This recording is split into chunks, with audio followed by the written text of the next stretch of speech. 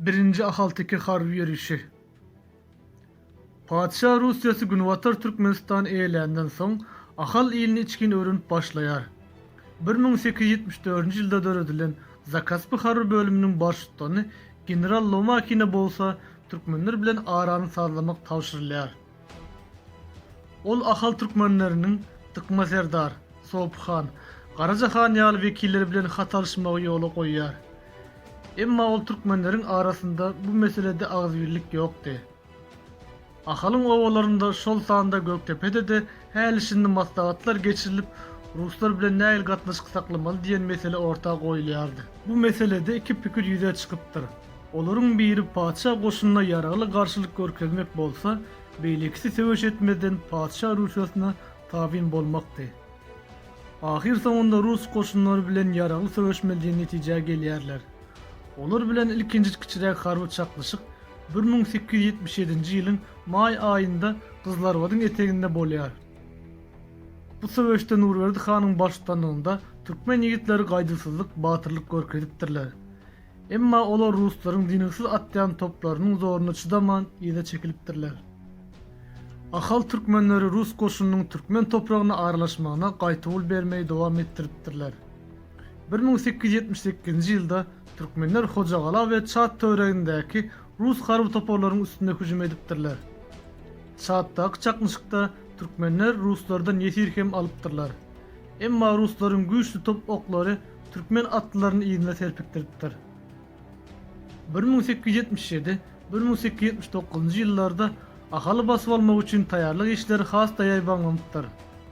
Ahalda hem Rus koşunlarına berk gaýtybul bermek için güçlü tayarlık işleri gidýärdi. Edir şol jygba-jygly pursatda Oğuşt Han'ın aradan çıkanlığı bardaki şum habar çatlık bile bütün ahala yayrayar. Onun ölümü Türkmen halk için övedinde olup olmayacak ulu yitkidi. 1879 yılın başında ahal eylemek için harbi yürüyüşü kuramak barada padişah hükümeti karar edýär. Ona tarihte 1. Ahaltaki harbi yürüyüş deyip ad verilýär. Harbi yürüyüşe baştanlık etmege Rus-Türk uruşlarında şöhret kazanan General Lazarev bellenilýär. Ol ahal Türkmenlerine hati verip, olorun gurrunsiz boyun eğmegini talep edipdir. Lazarev'in beyleki tekep birligi Türkmenleri haskem öjükdirýär. Indi ahalda parahatçılığın ya da uruşmağın tarapdary ýaly iki topara bölünmek yoktu. Yurdu goramak üçin ähli halk görüşi alınıp barylýar. Uruş hopunun awanyp gelýändigini sebäpli ahal Türkmenleri Aşgabat owasynda gyssaly maslahat geçiripdirler. Onda yurdu düşmandan gorumak meselesine garalypdyr. Maslahata Nurverdi Han gatnaşmandyr. Sebäbi ol şol wagt marda eken. Onun ýerine ahalda baş hanlygy ogly Berdimrat Han alyp barypdyr. Oňa geňeşdar we kömekçi edilip Oraz Mehmet Han we Guramrat işan bellenipdir. Maslahatda yurdu gorumak üçin düşmana berk gaýtybul bermek barada karara gelinýär. Lazarev'in ıhtiýaryna her biri 450 adamdan ibaret bolan 16 batalyon, Kazakların 1800'lüğü 2 atlı eskadron, 34 top ve başka da köp mukdarda koşmaça harbi encamlar berilipdir. Ol Hazar denizinin kenarına gelip koşunu kıssalı uruşa tayarlamağa başlattır. Türkmenler hem avanıp gelýän howpa karşı güýçli tayarlyk görüpdirler.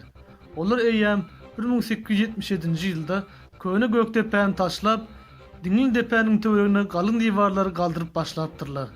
Emma guruluşy gutaryp bilmendirler. Aşgabat maslahatynda padişah goşunlarynyň ahaly süýşmeginiň öňüni almak üçin bendesine goşun iwerilmeli edilýär. Berdimrat Han, Oraz Mehmet Han, Guramrat işan 4000 atly, 2000 piyada goşun bilen bendesine gidýärler.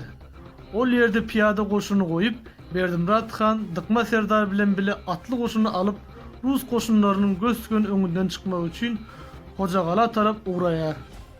Emma ýolda Rus koşunları bilen duýdasy çakmışyk bolýar. Şondan soň Berdimrat Han öz ýigitleri bilen bendesine ýyda çekilipdir. Ol ýerden piyada koşununy hem alıp börme gaýdypdyr. Börmede gyssaly maslahat geçirilýär. Onda ahalyň ähli ilatyny Göktepe ýygnamaly edilýär. Wagt utmak üçin Dıkma Serdar bilen Soğupxan Rusların arasında iýermeli edilýär. Olar Rus serkedeleriň ýanyna öz siredeşlerini Rus haýatlygyna kabul etmegini haýyş etmek bahanasy bilen barmalydy. Olar şeýlekim edipdirler. Emma Rus koşunlarynyň täze başlygyny general Lomakin, ýagny general Lazarev şahatda keteläp ýogalan soň Lomakin Rus koşunlaryna ýolbaşçylyk edip başlapdy. Tıkma serdaryň we Sowpkhanyň aýdanlaryna inanmandyr. Olaryň ýaragyny alyp özlerinem göz tutsaw edipdirler. Rus koşunları çalt hareket edýärdi. Olar Gyzlarbatdan Göktepe çenini owulary, kiçirek galalar izi-izine eýleýärdi. General Lomakin Göktepe galasyna hüjüm etmek üçin öz goşunlaryny 3 topara bölüpdir. Padşah goşunlarynyň Göktepe 3 topar bolup gelýänini gören Berdimurat han Gara Batyryň ýolbaşçylygyndaky atly goşun düşmanyň üstüne sürýär. Emma Ruslaryň güýjüniň adyklyk etmegi sebäpli türkmenler ide çekilmeli bolýar. Rus koşunları öňe hareket edip galanyň golaýyna barypdyrlar. 1879-njy ýylyň 28-nji awgustunda Rus koşunları galanyň Demirgazyk Gündoğar tarapynda aýgytly hüjüme geçipdirler. İlkinji 6 saatyň dowamında galanyň topogyny tutupdyrlar. Sonra garpyşyk söwüş başlanypdyr. İki tarap hem gadap söwüşipdir. Galanyň gorajyny ören tutan ýerli garşylyk görkezip batyrlyk bilen, gahrmançylyk bilen gylyçlaşypdyrlar. Gala ýygynan ähli ilat, aýal erkek, garrylar, çagalar ýurduň adatlygy we erkini urundaky ganyny jeňde diňi taý bolmadyk edermenligin, gaýdusyzyň durnuklugyň muskasyny görkezipdirler. Padşah goşunlaryna türkmenleriň arasynda ýekejede dönüklik edeni ýa-da içaly bolmagy razylyk bereni tapmak başartmandyr. Söwüş garaňky düşýänçe ören dartgyny ýagdaýda dowam edipdir. Galadaky türkmenler özara maslahat edip Rus koşunlaryna ýaraşyk baglaşmagy teklip etmeli diýen netijäge gelseler-de, bu pikirden el çekip türkmenler galany gahrmançylyk bilen gorap saklamagy başarypdyrlar. Awgustaň 28-nde bolan gadaply söwüşde padşah goşunlary 450 töwerek adam ýitiripdirler. Olar türkmenleriň zor salmagyna çydaman ýyda çekilmäge mejbur bolupdyrlar. Türkmenler 600 sany berdanka tüpeňini olja alypdyrlar. Söwüşde türkmenler hem köp bitki çekipdirler. Olaryň öleni we ýaraly bolan 2000 adama ýetipdir. Wepat bolanlaryň arasynda türkmeniň meşhur sazandasy Aman geldi Gönübek, Gara Batyr, Berdimurat han we başgalar bar eken. Uzun gün ağaç susuz söwüşün argın eskerleri giýje de dinç vermen Lomakin howlukmaşlyk bilen ýyda çekilip ilki börmedi. Soň hem Tersakan diýen ýerde düşläpdir. Ýolda Rus goşunlary köp maddi ýetkiler çekipdirler.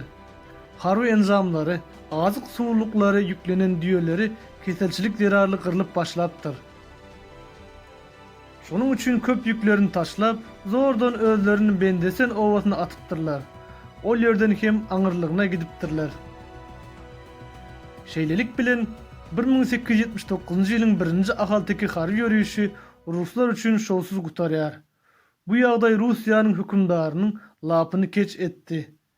Merkez Aziýada Rus ýaragyny maskaralady. Ýurduň awraýyny ziýan ýetirdi diýip gadet jurnallarda uly goh galmaly turupdyr. Şeýlelikde 1-nji ahaltyky urşunda Ruslar ilkinji gezek Orta Aziýada türkmenler tarapyndan ýeňişe sezebar bolýarlar.